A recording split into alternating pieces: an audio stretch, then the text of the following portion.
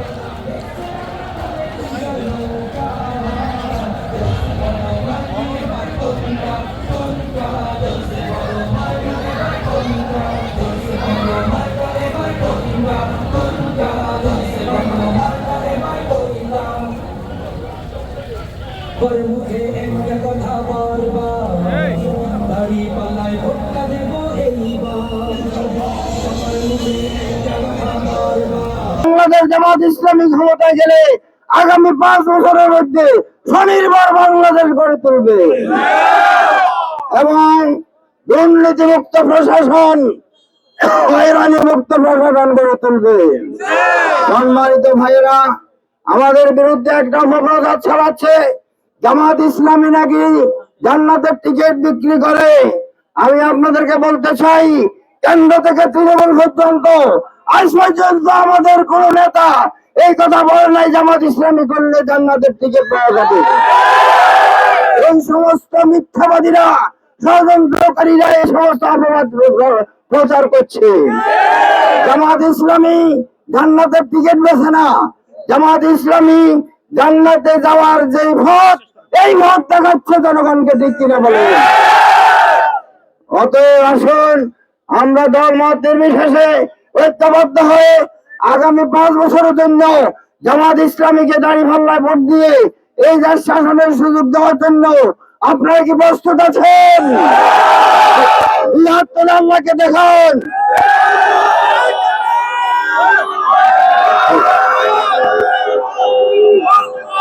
আপনাদের সবাইকে আন্তরিক মোবারকবাদ।